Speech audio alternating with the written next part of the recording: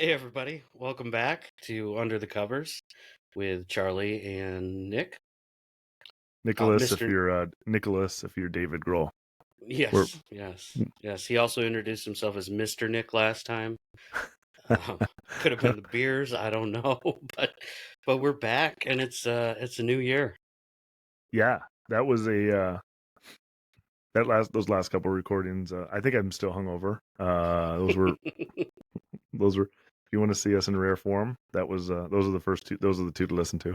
Yeah, there was some rambling, there was some cracking of beers, which will be normal on this show, but yeah, we were especially the last episode. We were pretty deep. Yeah, yeah. But we got a lot of feedback from people, and we're still working out our technology issues. As you can see, I got a brand new microphone and setup. Hopefully, we get some better sound, and because I was lagging behind the deep investments that you put in there, Charlie. Oh, you've outdone me now, so congrats. But Well, yeah, hopefully we both sound good. Nick might sound about $350 better. We'll see. it was a lot of Mama Don't Know money and gift cards that I had saved up for the last couple of years. Actually, matter of fact, I didn't realize Amazon gift cards they last for like 10 years because I had one from like 4 years ago. So Nice. Well, hopefully she doesn't listen, because if she does, she'll know. just got to save them up for the big purchases, right? So But no, we thank everybody for all the feedback. We thank you for joining us again, and any new listeners, we want to thank you for joining us for the first time. A little bit on how our show works is we'll pick a song, usually a popular song, and then we will pick a cover version of that song, generally a studio version, something that the artist put a little money into, and then we'll compare and contrast, and at the end of the show we will pick our favorite. And I'm still yet to buy the abacus, because we got to keep track of who's picked what. right. And I did, you mentioned this here about studio recordings. I was actually at a party this afternoon, and somebody said, "Hey, I bet you're going to do Fish's New Year's Eve shows where they go to a whole, album or whatever." And I was like, "No can do, son. This is in studio recordings for right now. We got plenty of them. We got a laundry list that's hundreds of songs, probably hundreds of songs at this point." Oh God, I mean, yeah, just in our list, like, just Yeah, in general, there's thousands, like, never-ending stream of covers for sure. this will be the never-ending story, right? Part whatever we are. Gosh, Um, imagine us super old trying to record this. well, I don't know about you, but I am super old. I actually cleaned the garage yesterday, and I'm so sore. I was like, Mindy, I don't know if I can get out of bed, and so she had to go get me medicine before I got out of bed. Well, That's I how old mean, I why am. do you store just so many cinder blocks just in your garage? You gotta pick them up and dust around them all the time. It's gonna hurt your back eventually. Yeah, I don't know. Yeah, I don't I don't know. know. I do always have cinder blocks. I do. I have no idea why. Actually, the funny thing is I put stuff in the trailer yesterday, and I was trying to put the lawnmower in sideways so that it didn't roll around when I was taking the trailer to the storage area. And it didn't fit because I had cinder blocks, and I was like, "Oh shit, I got to move these cinder blocks." And I'm like, I don't use those cinder blocks for really anything. Just carry around some old cinder blocks. Yeah, maybe one day we can get drunk and smash them with sledgehammers like we did your swing set that one time. While the Oh, that kids watched is from through the slider door, all sad and confused, is that a while story to we tell? played Break Stuff by Limp Bizkit. Oh, that was amazing. Oh, That was an interesting day. We found out beers Keystones at the time were what 58 cents a piece. yeah, we So, did the math because we wanted to smash more once the old swing set was down, so we decided to smash some Keystones. We oh had to do the yeah, math to make sure we weren't wasting too much money. yeah. If those were $1, hell no, Mm-mm. no Keystone crushing. No. But So thanks. this week, we got a cool song. I'm gonna take us back a little bit. When we started when we started talking about cover songs, some people know the story, some people don't. But we were at a lake, and during the summer, and just listening to music, and some cover song came up, and Charlie asked me, um, about what song, the cover or the original was better, and we looked up a playlist that was out there, and it had a bunch of cover songs in it, Mm-hmm. and as we're scrolling through, you remember this, Mm-hmm. this song came up as the cover, and I'm like, what? And it's so left field. So Yeah, and I to think you were even asking me like, or I think we were kind of playing guess who the cover band was, like yeah. as we were playing it. And in a million years, I would have never guessed this band. So yeah, and people get a clue. I think people are starting to understand that behind you starts to get a little clue on what song we're doing here. But there's a Kansas album behind him, and so the song is "Carry On My Wayward Son," Oh, and the cover version. What? it's actually, I always thought it was Carry On My Wayward Son too, but it's actually Carry On Wayward Son. Oh, geez. Like, that's Oh, the title of it. It's weird because they always say Carry On My Wayward Son, but yeah. the actual Hmm. title of it is, sorry, I didn't mean No, to I love correct you it. there. I You just know, thought it was strange because I didn't know that. I would have 100% just been on my, my being in there. But well, anyways. shit, it's literally right in front of my eyeballs. I just decided not to read that word for sure. Um, so and now I feel silly that, or excuse me, I just added that word because I'm literally looking at it as I say it. So, and the cover version is by our good friends from New York, Anthrax, Anthrax, the thrash metal band, one of the big four. the Big Four. Yeah. So yeah, when we said that, I was like, how are they gonna? What are they gonna do here? And I think everybody's gonna be pleasantly surprised about how this kind of turns out. But man, it was fun. I'm excited to get into this. I gotta say, I'm. Oh, you know what? We've got a. Do we have a sponsor this week? I'm not sure if we have a sponsor this Oh, week. we do have a sponsor this week. Oh, good. Um, and yeah, it's probably a perfect time before we start getting into the songs and everything. Um, give them a shout out so we can get paid. Mm-hmm. So this The week big we money. are sponsored by the Carry On Wayward Slumber Pillow. Introducing the Carry On Wayward Slumber Pillow, where every night you can lay your weary head to rest and dream of the beautiful dust in the wind. You'll be surrounded by the sweet melodies of comfort with our pillows.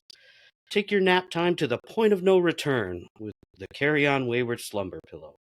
Don't you cry no more about your old lumpy drool-stained pillow. Buy our pillows today and carry on with your sweet dreams.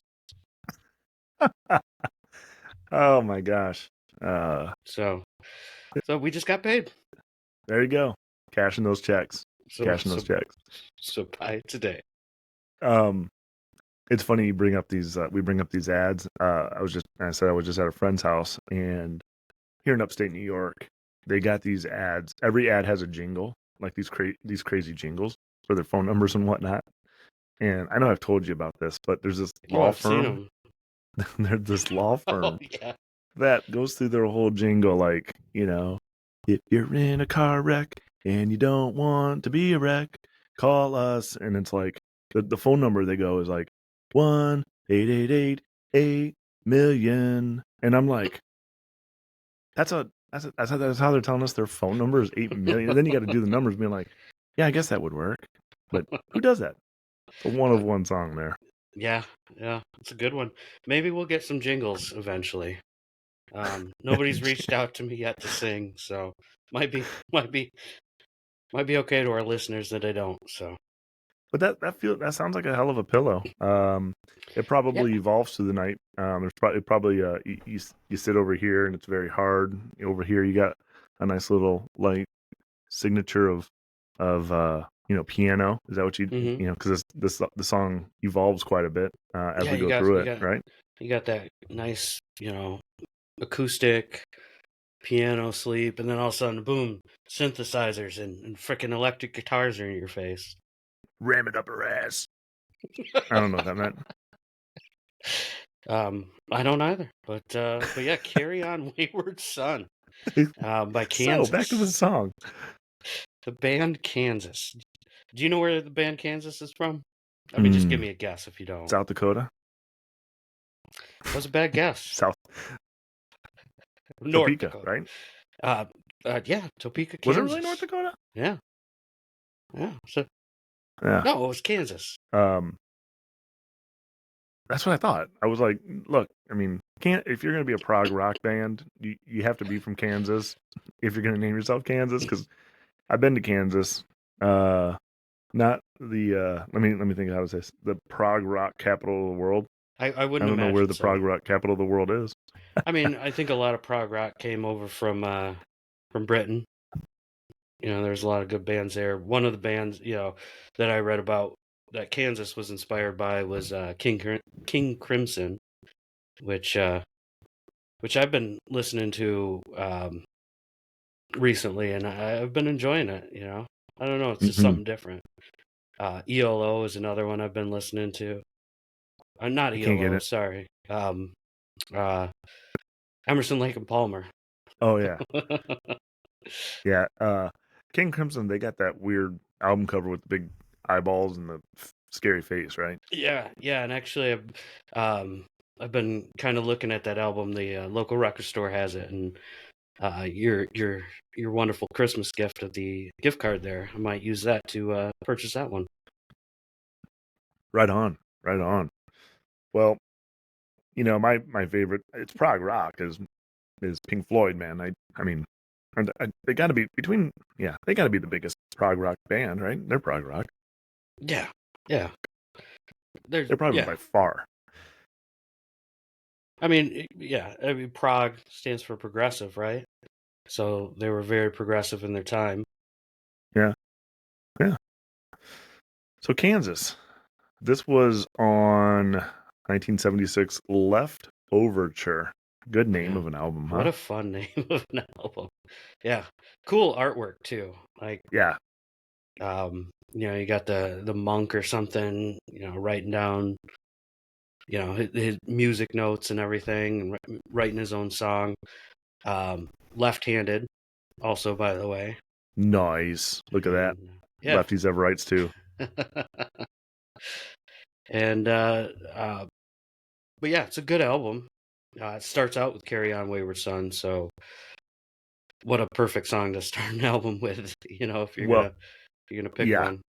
yeah. It's a banger, as they say. And it's funny that it starts out with that song because was it Carrie Livgren? That's who wrote it.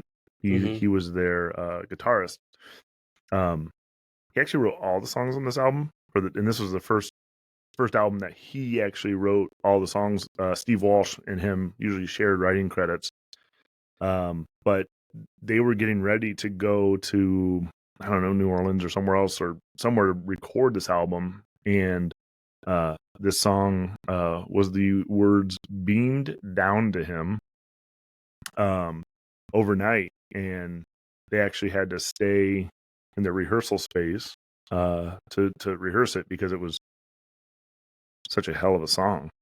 Yeah, and that's what I heard. They had to like delay leaving the recording sessions because yeah, he came up with the song as one of the last ones recorded for the album, if I recall. Yeah. Um, Uh, is he the one he, who also got like super Christian and left the band? yeah, I don't know if he left the band, but I know he became born again basically the next year. Which it's good for him. I mean, if that's your calling. Yeah, And you do you. yeah, I mean, to go out with Carry On My Wayward Son or Carry On Wayward Son, there you I know it's go. hard to God dang. say, just like how your brain read it, like Yeah. with the my in it. It's just because it's just we've trained ourselves for that, Yeah. and yeah, that's again why I brought it up because it blew my mind. But Yeah. Yeah. speaking of blowing my mind, I didn't realize that Richard Williams, the lead guitarist of Kansas, went, blew out his eye basically. with a homemade firework. What? So All right, I so need to know more. so when I was doing some research for this song, I think I went to their official website, and there was a picture of a dude in a fucking eye patch. I'm like, dude, that's cool. Like, you got an eye R patch. You matey. look like you're like a pirate guitarist. And so I had to look up why do you have an eye patch? And sure enough, he he fucked his eye up with making a homemade firework when he was like 12 or 13 or something. Oh my And gosh. yeah, so he went blind, and I guess he used to wear a glass eye during the shows and Oh. stuff. So if you watch the video for this, it's a fun video. It's just like them performing live. It was pretty cool. Um, but yeah, he's not wearing an eye patch because he's got a glass eye in there. But I guess it got kind of like he'd have to like readjust it and shit, and it'd be annoyed. So he's just like, "Fuck it, I'm wearing an eye patch." Oh man. I had a buddy that had a glass eye one time, and sometimes it was a wayward son, so to speak. It's funny, but it's not. It isn't, but that's crazy. I like it that you said I had to look up why do you have an eye patch? Like you Googled him like in his own personal directory. I Like, googled Kansas guitarist eye patch, and there's a bunch of results because I mean, some people just wear eye patches to look cool, and I wanted to make sure he had a hold legit up, reason. we're gonna put this podcast to a halt in a second here. Who the hell that do you know in your life that wears an eye patch to be cool? I don't personally. I just assume. Other Sorry, I than shouldn't people at assume. Halloween. Other than people at Halloween, or the guy at the beginning of the SpongeBob SquarePants thing. No, that's crazy. But I didn't know I'd ever have this in depth of a conversation about people with eye patches or even glass eyes.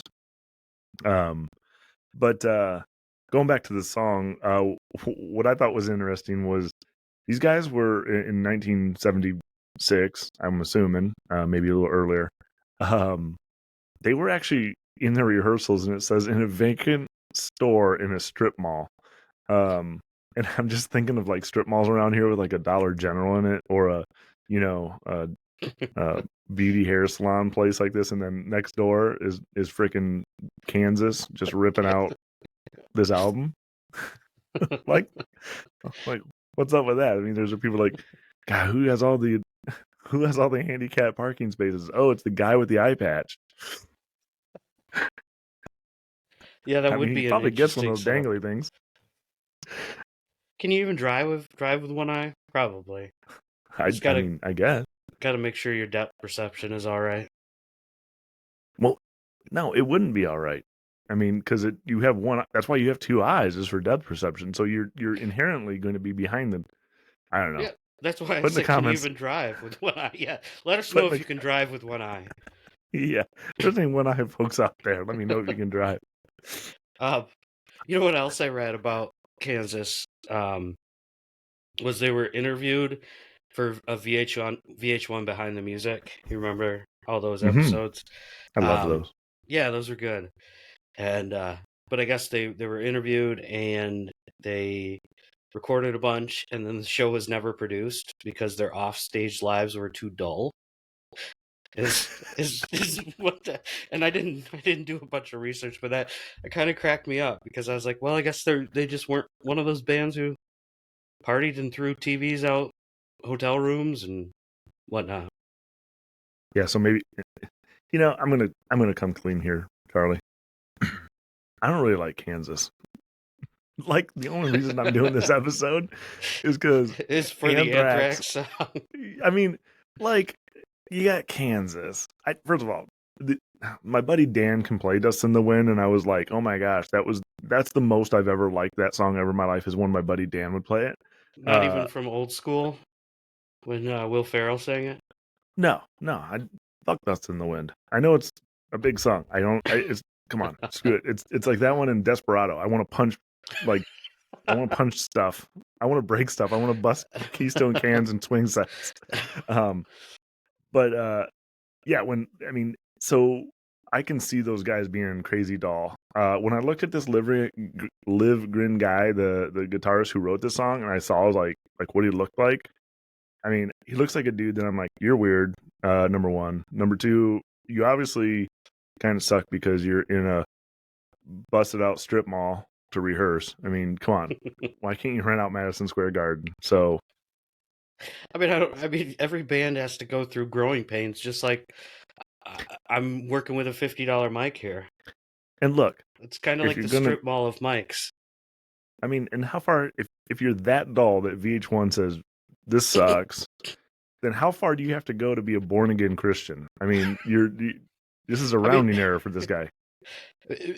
and you know, like I said, I didn't do too much research on why VH1 turned him down, but maybe he did just talk about Jesus too much during the old You can recording. talk about Jesus. I mean, you can talk about Jesus. It's just don't be so boring about it. Like, do the thing that they do, like where they're like, God Almighty. Speaking tongues and whatnot. Yeah, do something like that. Yeah. So, but carry on, Wayward Son. Gosh dang, that's so hard to do. Found out it was the second most played track on classic rock radio in 1995, and in 1997 it upgraded to number 1. So Wow. it's been played a lot. About 20 years after its release, it was super It was popular. when it went down to classic rock for sure. Folks, I'm sorry I went on a rant there about Kansas. I mean, if you're a big Kansas fan out there, or if you're actually Kansas themselves, I mean, Charlie's Googling the one-eyed guy, so I'm sure he's going to listen to this. I apologize. It's just it's my own personal belief. It's not anything that should be looked down No, upon for Charlie or the networks that we're on. Everybody has their own opinions to music. Like, nobody should take offense if you don't like a band or a song or anything like that. It's all opinion. Like, they were professionals. They did what they did. I enjoy them. I don't listen to them a ton personally. I saw them at the Summer Celebration, which we brought up in the Taylor Swift episode, I believe. Oh yeah. I can't really remember. That was kind of a brownout night, but Nice. I love it. Well, the song here, as we kind of transition here, is 5 minutes and 23 seconds as it was written. There is a radio edit that's quite a bit shorter, and this has 569 million listens on Spotify. nice. That's a lot of listens for classic rock. I mean, this is one of the big ones that we've reviewed. One of the things that, as we get into listening to this, that kind of explains how you feel during this song, is the song fluctuates between a lot of different time signatures, keys, and modes. And what that means is that if people listen to like 4/4 time, which is quote unquote normal rock, 1 2 3 4 1 2 3, you kind of good there. This song goes between 4/4 time, 12/8 time, and 6/8 time. What that means is each time it goes through one of these things, you feel like, oh geez, what's happening? And then when you add in different keys, so their vocals go into a different key, so higher or lower, it makes you feel different. And then they do even different modes, and modes are when you have a scale like on a guitar, like a minor scale is kind of like what blues feels like. They go into something called mixolodian, which is has a sort of a nuance. It's almost like I don't know. It's hard to really explain and put your finger on, but what it does, it makes you feel sort of out of control. And I think at certain parts in the song, you feel like this song's gonna you're gonna mess up, right? I mean, it sounds like you're off the rails. Do you feel that way? Yeah. No, I don't know any of these. I know about the times and the time signatures and things, but the mixolodian, is that what you said? Yeah, mixolodian. Yeah, it's Okay. like I said, it's a different scale. Probably some Indian thing. And when I say Indian, I'm saying like India. Yeah. You think Nickelodeon got their name from that scale? Probably. Let me Google them. Cool. But So, no, it is like as you're explaining, and how it goes into different time signatures and Mixolydian signatures and things like that, scales. Um, you do feel like you're listening to many different songs at once, and yeah, I can see where you're going with how it feels like it might be going off the rails. It might be, where is this song leading me, and yeah. does it bring you back? I don't know. We'll have to listen to it. But And I tell you, man, if this guy was literally, just got done at the Dollar General, picked up a 6 pack of Mountain Dews, went back to his hotel room, and this thing came out, like, geez, ow, that's pretty legit. So great for a night of writing. So do you wanna jump into this, or do you have anything else to add here before we listen to her? um, no, I mean I did have one more comment about the band itself and their artwork for their covers. If we want to talk Nice. about that real quick, Heck yeah. because one thing stuck out to me.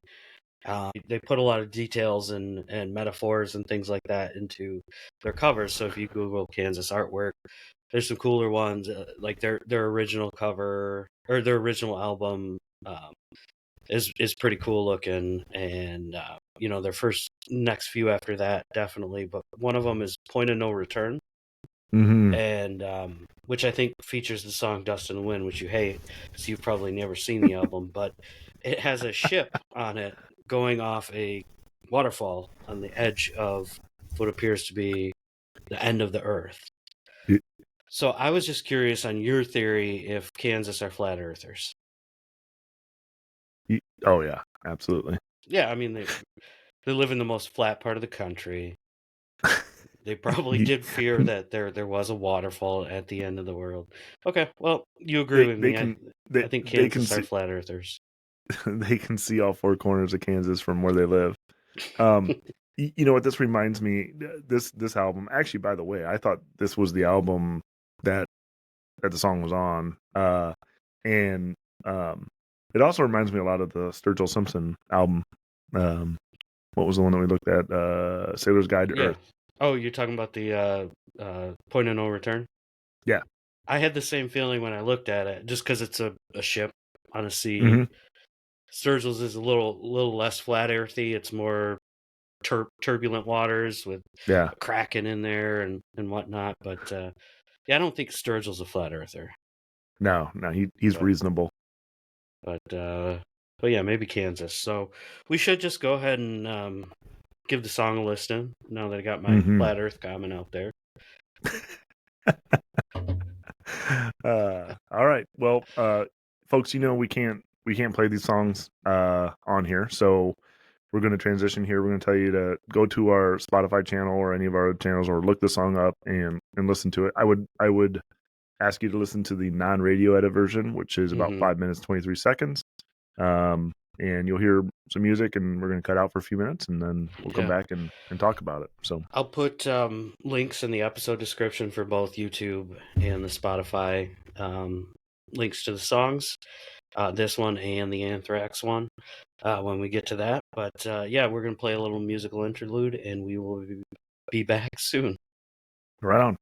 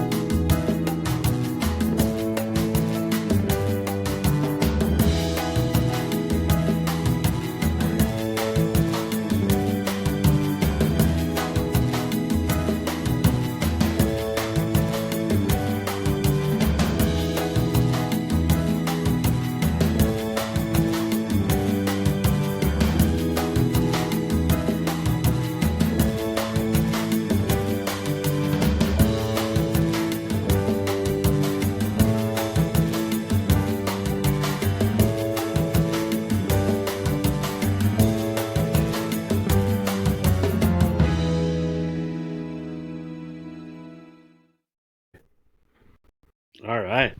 What a song. Wow. It took you on a journey. It is. It is. Even though it's not Journey, it's Kansas. It still took you on a journey. You know, this isn't. I could see Journey doing a song like this. Mm-hmm. I mean, but man, like every change up, especially when you get to the latter half of the song. I mean, it you start feeling like, oh my gosh. I mean, can they take it up a notch? And they're like, yep. Yeah, it's a fun song. Yeah, I enjoy the heck out of that song. And it's one of those songs that everybody knows, even if you don't like it, you know it, and you probably know half the lyrics to it just through, you know, just through hearing it so many times. Like you said, it was on classic radio all the time. Right. Still is. Right. And I tell you, man, the vocals are tough. Like to Mm-hmm. sing that song, if you were going to sing that, you have got to have a crazy set of pipes from the acapella beginning to. So at 4:13, I had to look this up after listening to the song like 20 times. At 4:13, if you go to the 4:13 mark, you hear him goes, it's the second time he goes, "Don't you cry no more," and he sings that on a high E, which I think it's got to be near the top of his range. But he sings that note for 9 seconds, and at the end of it, you can just tell he's belting out more and more, like giving it everything he's got, and it's like, gosh dang, having to knowing that they got such a hell of a song that they're gonna have to play this thing live. And like him, I mean, he's got to be sitting there thinking, like, man, I'm not sure how I'm going to do this. And then Mm-hmm. there's a solo, and then he has to do the same thing again, and he hits it for 5 to 6 seconds, and it's like, geez, I mean, that's a feat, just that note. Yeah, yeah, and as you say, like as you mentioned, them playing it live, like. So watching the video, the music video for it, they obviously just played it live. You know, it wasn't a live concert Right. performance, but I'm wondering after you watch that and you watch the lead singer go from one microphone just singing, and then he starts playing the synthesizer or whatever and Yeah. singing in that mic, and then he starts playing some bongos, and then you got the other singer who's in the background just popping on a tambourine having a good old time. But yeah, it's just, you got to wonder, did they have extra musicians on tour for Uh, things like this? I mean, it already seems like that video made it look like the band was bigger than what I thought it was, yeah. member I, wise. I mean, I got the Wikipedia page up here. It looks like there's a lot of people in the band anyway, but Mm-hmm. but man, you as a band, you have to go into the studio knowing that you have to replicate these things. And I think this is kind of like one of those deals where, you and I talked about record listeners, people that listen to or album listeners, people that listen to an album all the way through, or single listeners, people that listen to just one song at a time. And there's also live. I think there's people that try to recreate what they do in the studio precisely. And then there's other people that just go out there and just kind of, hey, we just need to, rock out. And I don't know where Kansas lies on this. I didn't look any live albums, so or live YouTube. So Yeah, I think they go all out live. I remember seeing them live at the summer celebration. I was in my teens, it's a long yeah, time ago, but I remember it being a huge production, and just there was a lot of people on stage, and so I think they took what they did in the studio and they're like, yep, we're going to recreate this live, even if we need 3 or 4 extra people in the band. yeah, Um, like as an album listener, like I think this was pretty much the only single from this album, yeah, and it's a concept album, so it's got a lot of the similar themes and similar vibes to it as this song. So yeah, it's a good album. yeah. Uh, and again, I mean, look, if if you plucked out a person in life and said you get one song to make and this is what you'd bring up, I mean, look, I'd be done. I'd be like, yeah, that's what I got right there. I'm gonna become a born again Christian. But again, I still think when I'm and I've listened to this song a lot. I mean, not only this last couple weeks, but um, through all the years that you heard on the radio and stuff. Is again, I still think at the end there, I still feel like, man, there's any minute this song is going to mess up, and it'd be great to be a fly on the wall in the studio, hearing him do some of this stuff and working this out, and then obviously recording it to get that energy. And that's one thing that live music does for a lot of people. I think it brings you to the edge of your seat, like, hey, this band could mess up at any moment. And then it doesn't quite always translate to studio music. But this song does. I mean, this is how rock and roll should feel all the time to me. And so for my soliloquy on Kansas, um, this is a hell of a. I mean, this deserves to be up in some of the greatest classic rock songs of all time. I agree with you. I agree with you on your point there. Of the this is definitely right up there. I mean, just to the point that I mentioned, like everybody knows this song, even if you don't like the style of music. Yeah, right. So But then, you know who else really liked this song? who is that? Anthrax. Yeah. Like I said, man, or like you said in the beginning of this, is that I in a million years I would never have thought Anthrax doing this song. And I've always liked Anthrax. When you take the big four, though, they're probably number 4 for me. I mean, Metallica. I think that's kind of the popular opinion. They're probably one of the number 4 on that list, but they definitely inspired a generation themselves. Yeah, and all the other 3 of the big 4 were from LA or California, so it's good to have the East represented there. And I was surprised at how online they were classified. On Wikipedia, it says they were also classified as thrash metal, speed metal, heavy metal, groove metal, alternative metal, rap metal, and it's like you could put any word in front of metal. And I think that they probably had an instance in their life, prog metal, maybe, probably for this song. Huh? Well, I think I think that rap metal was thrown in there because they did. I can't. No, I wish I would have written it down, but they did a mashup with a rap band. Now I can't remember who it was. Public Enemy, It was maybe. Public Enemy. It was It was Bring the Public Noise. Enemy. Okay. Yeah. And that's honestly, that's probably the first time I can remember knowing that was Anthrax. Because of that. That was in 1991, and it was for the Less Than Zero soundtrack, which is a movie. I'm not a movie guy, so I didn't know what that was, but it had the guy from Iron Man in it. It looked like the cover looked like a chick flick kind of thing, but then they have this song in there. Robert Downey Jr. Okay. Yeah, this is probably during his drug I don't days. remember that movie or the soundtrack, but yeah, when he was good. Yeah. Kidding. Yeah. Actually, as a matter of fact, I thought this song. So, and again, I was going back from memory. I thought this song was on the soundtrack for a movie called Judgment Night, which I don't even remember that movie, but it has. I think it's the best mashup soundtrack album out there. It has like Biohazard and Onyx, and I mean, there's cool rap rock songs all the way through it. Nice. I'll have to check that one out because it sounds familiar, but I don't really remember it.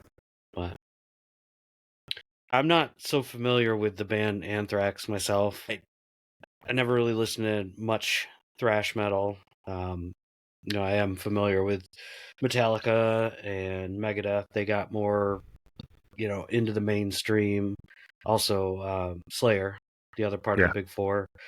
But doing some research, I saw the guitarist, Scott Ian, and instantly I was like, okay, I know who this band is. Like I was like, oh, I recognize that now.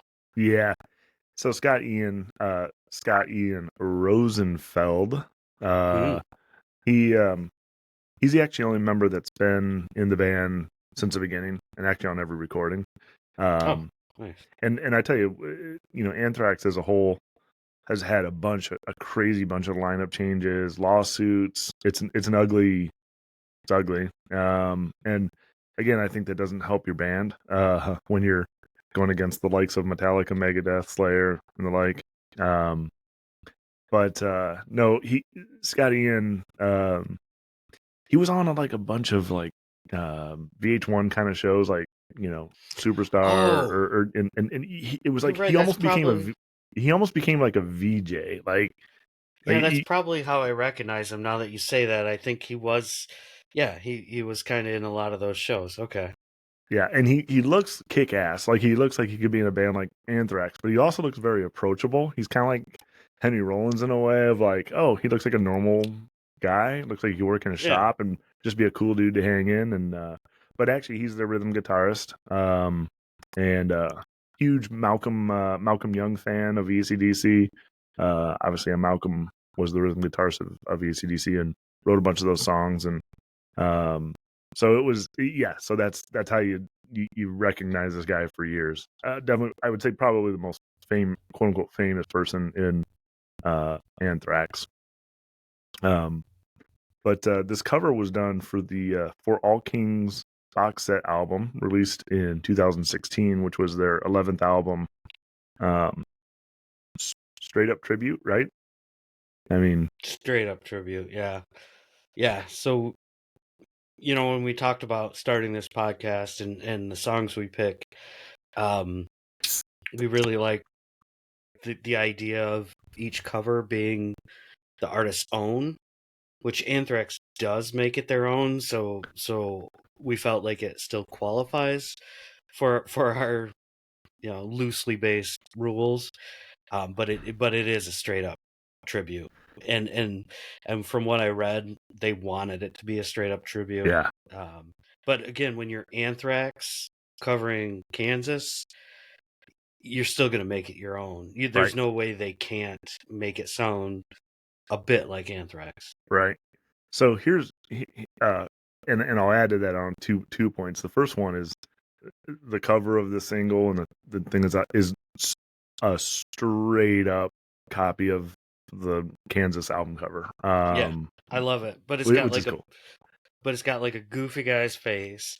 But then I was looking at it. I was looking at my album, and then I had the picture of the Anthrax cover single album up, and they've got little differences. Like in the Kansas album, they've got an acoustic guitar leaning against like a fireplace, and in the Anthrax, it's like this fucking like flying V looking guitar. Yeah, And then in Kansas, they've got a piano in the background, just kind of nestled back there. And in Anthrax, it's a drum set with like a what's a devil star called, pentagram. pentagram. Yeah. So yeah, there's little differences, but yeah, I liked how whoever did that artwork, it was fun. So my second point on this of it being a tribute, and when I was listening to the Kansas one, I was trying to like know what key it's in and stuff like this, and it ends. The song is mainly in E minor, the original song, and at the very end, the last note that's played is actually an F. So it goes up one half note or one semitone or tone. And I thought, well, geez, I wonder if Anthrax and a lot of these thrash bands and heavy metal bands typically play lower, like they tune their guitars a half step lower or a full step lower. And I thought for sure this was, and sure enough, it's in the same key. It's in the same key, and then I was like, well, let me see what they did here, and it's the exact same length of the Kansas one within a partial of a second, right? So I listened to a bunch, and I'm like, gosh dang, and I started finding these parts that all line up.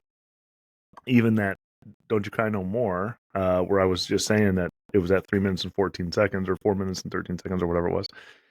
So I laid them on top of each other, and I'm telling you, they're so eerily close that they had to have had them in their earphones when they were playing it. I mean, they don't. It's almost truly note for note. The only differences that I could really pick out were some of the double basses, and there's some guitar differences in some of the solos. But dang, I mean, it Mhm. is close, like crazy close. Yeah, and that's I didn't lay them over each other like you did. I don't even know how to do that, um, but yeah, those were the main differences I picked out in these two versions. Was yeah, you've got that heavy bass, double bass, Yeah. just Dude, heavy metal drummer sound, yeah. and then yeah, with some of the guitar solos, you can just tell they're an Anthrax metal band guitar solo Yeah. sound to the same notes as Kansas played it.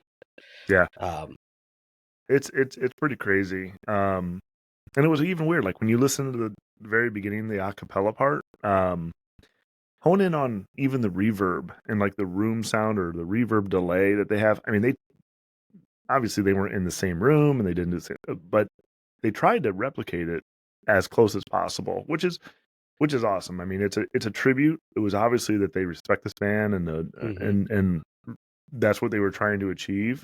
And I think they I think they achieved it in spades. I mean, Yeah, we should we should probably probably listen listen to it, to right? it. We're giving away spoilers I to know. I how the feel like I song jumped the even gun here, sounds.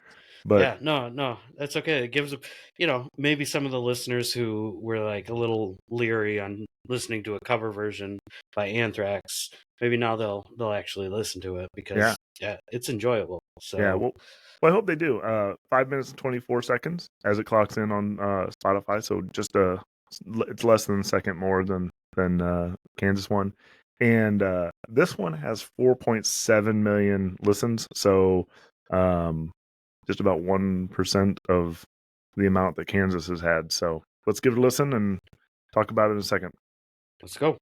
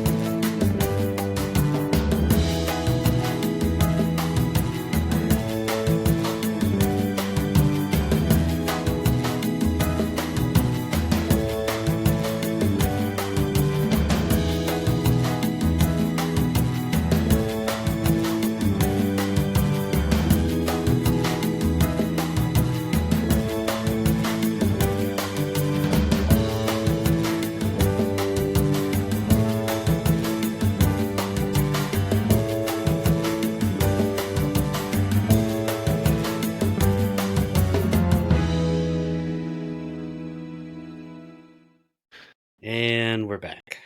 Nice. I Yeah, mean, woof. woofa doofa. That rocks. It it again. I'm in awe of how exacting they were. And to get the same feeling with everything structurally the same, and that's very very hard to do as a band in the studio. You typically lose something if you're trying to do it that close, and to get that excitement. Um, and with just, I mean, obviously they have some modern production techniques on there, which I think Hmm. is which is understandable because it's newer, obviously. Yeah, I think they did an excellent job. I think they, like, to your point, they just wanted to take a song that they loved and give it as much love and respect as they could as a as a thrash metal band and just Yeah, make it sound like the one they heard growing up. yeah. Um, the true measurement stick that I had here was, after listening to these and being so impressed by the "Don't You Cry No More," that big long one that they did in the original, which was 9 seconds, 9 seconds and like 23 tenths of a second. I was going to say sub Mr. seconds, which Precise. sub seconds. This guy did the uh, same "Don't You Cry No More" for 10 seconds, 10.5 seconds. So Wow. almost over a second longer to belt that out. Now he probably knew that he didn't have to do it on tour every night. um, but and then beat the second "Don't You Cry No More" by half a second. So, where they could, they took a little bit of liberty, and I mean that's the climax of the song, or one of the climaxes of the song. It's like, yeah, fuck, we're gonna hit her hard. Holy moly, this is a tribute for sure. I mean, the attention to detail is exacting. It's awesome. Obviously, Anthrax is a great band, great musicians. But to be able to pull that off in the studio, geez, nailed it. Yeah. This is just a tribute. Yeah. Yeah. And one of the things that I noticed, so again, as I told you, I kind of laid them on top of each other. And one of the, I brought up earlier about the guy singing "Don't You Cry No More" for like 9 minutes or gosh, why don't I say minutes? It's 9 seconds and just a little over. When they did it in this version, the dude did it for 10 and a half seconds. So almost a full second longer. But I'm pretty sure when he did this, he was like, I don't have to do that every night, like Kansas did. And just like in the Kansas version, there was a guitar solo and he has to go do it again. And he belted it out for just over 5 seconds, which was about half a second longer than the original. So that vocalist gave everything he had. And I think overall, Anthrax in general took embellishments in such subtle ways that you'd have to get down to the nitty-gritties like we are here to even appreciate or realize that they were different. I mean, that's so minute. Yeah, but I mean, I would say he's kind of an overachiever if he's trying to outdo the original. Well, yeah, I mean, you're a thrash metal band. You're going to overachieve everything you can. You get faster, more, harder. What do you want there? Yeah. I forgot to mention earlier. So maybe the reason why they tried to overachieve is because Scotty Ian, the one I recognized, he's married to Pearl Aday, who's the adopted daughter of Michael Lee Aday, who's more famously known as Meatloaf. Oh, really? Yeah, I didn't know that either. I wanted to bring it up earlier when we were talking about Anthrax, but I forgot. She's the daughter of Meatloaf? She's the adopted daughter of Meatloaf. So she didn't get Meatloaf's good looks? No, I mean, unfortunately for her, there's no blood there, but yeah, she is the daughter of Meatloaf. Rest in peace. Also died the same year as Bob Saget. I've been listening to some Bob Saget. I've been listening to a lot of Bob Saget lately. Previous episodes. Meatloaf is gross to me. He's just a gross looking dude. And I keep thinking, like, when you hear that Paradise by the Dashboard Lights, like him banging a chick, I'm like, oh, that's a sweaty mess. I mean, and your name's Meatloaf. That actually reminds me of our Max Martin conversation from last episode. And how you thought he was a sweaty dude who was gross. No, dude's very, very attractive. So anyways, sorry, Max Martin, for thinking you were not who you are. All right. Well, let's do since we're doing cleanup on this episode here. I did find out that Mixolydian is from Greece. It's a Greek harmonial based octave species or scale. We got that one, folks. It's not from India. It's from Greece. Greece. The other thing I wanted to bring up before we get into our votes of our favorite here is if you go to Spotify and you type in "Carry On Wayward Son" or "My Wayward Son" or "A Wayward Son," there are several other covers of this song that I was sort of surprised at. Yngwie Malmsteen, he's kind of a thrash guitar, not thrash, guitar god kind of a guy. Guar does this song. Dream Theater. What? Yeah, Guar. These are all like super heavy bands. I know. I didn't. I honestly had no idea that these types of bands gravitated to Kansas. I wouldn't have put that together in a million years. But obviously, this if I was in the thrash metal scene or the shredding guitar scene, maybe Kansas is like the band. But there's this version, Niani, that she does a acoustic piano version of the song. It's really good. It's 2 minutes and 58 seconds. It's just the verses. It's not all the breakdowns and stuff. But it's something that you could sleep on a very nice pillow. And maybe we could give a plug to our pillow sponsor once again, because you might want to put your head to sleep to Carry On Wayward Son by Neoni. Yeah, you can rest your head on the Carry On Wayward Slumber pillow. Get rid of your old lumpy pillows.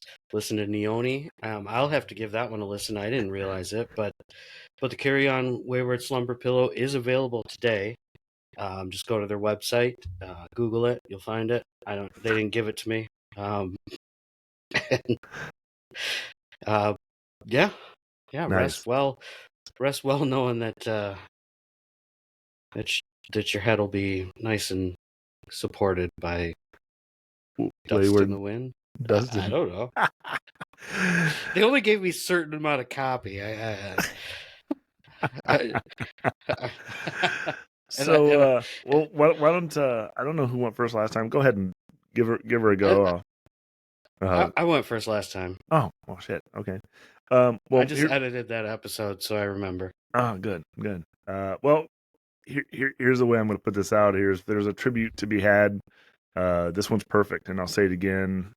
Perfect. And that's what makes this such an interesting choice. Is that it's note for note. It's killer. Kansas wrote it, crushed it from being from writing to production. It's a mega hit. Anthrax, man, note for note, second by second, didn't skimp anywhere. Updated it for sound, and so for a photo finish, it's got to be Kansas, because I got to stay true to my philosophy. And my own ethics, saying that if it's an identical song, the original must win. I mean, it's sort of like the bass runner, gets the call. But I will say again, it's very hard to maintain the original's excitement, and as a studio cover, the way they did. And this isn't a knock on Anthrax by giving Kansas the win here. It's actually, Anthrax obviously wanted to pay exacting tribute to Kansas, and I bet if they were in the studio, I bet they were probably decisions to be made that said, you know what, Kansas didn't do it that way, so let's not do it that way. And so I feel comfortable with my decision. So yeah, Kansas. I appreciate your vote there. One thing I do have to call out is that you put a baseball reference in there, and I thought you hated baseball. So that seems strange, but baseball sucks. I'm alienating a bunch of people, but why not keep going with it, right? But anyways, so yeah, I mean, yeah, you don't like what? Swedish food? You don't like baseball? Okay, those are the only two things I can think of right off the bat. But yeah, so you took Kansas on this one. I'm going to reiterate your point that this is an epic song. It's got lasting power. It's still on the radio today. It's one that we've heard a million times, and we might not go seek it out, but when it comes on the radio, I'm not necessarily going to turn it. Kansas did an amazing job with this, especially with it coming to them from a beam of light and extending their recording sessions. But with all the places this song takes you, it's amazing. Anthrax did an amazing job covering it, like Nick said, note for note. Basically doing an amazing job on the vocals too with it. Very few differences other than some drum sounds, some guitar sounds. Pretty much everything else was on spot. But yeah, to Nick's point as well, I will go Kansas, being that they are so similar and it was just a straight up tribute. I'm going to go with the original artist, and I pick Kansas as well. Right on. Right on. Well, I tell you, it's been a fun episode. We meandered a little bit, but not too much, I think. And um, it's I like it when we always align here because we have basically the same musical taste. So I think it's sometimes going to be a rarity. But what do you guys all think? Kansas? Do you hate Kansas? Do you love Kansas, the state or the band? Anthrax. Um, what do you think about the cover there? Let us know in your comments or text us or email us. We appreciate Yeah. listening and all the feedback and everything. And with that, I think we're over now. Anything you want to add there, Charlie? Yeah. No, I just want to say thanks for all the continued support and feedback, and appreciate any new listeners. And share it. Share it if you like it. Share if you don't like it. Um, yeah, we like doing this, and we want to keep doing it. So we appreciate it all. Appreciate your time, and everybody take care. Right on. Over All now. right. Love you.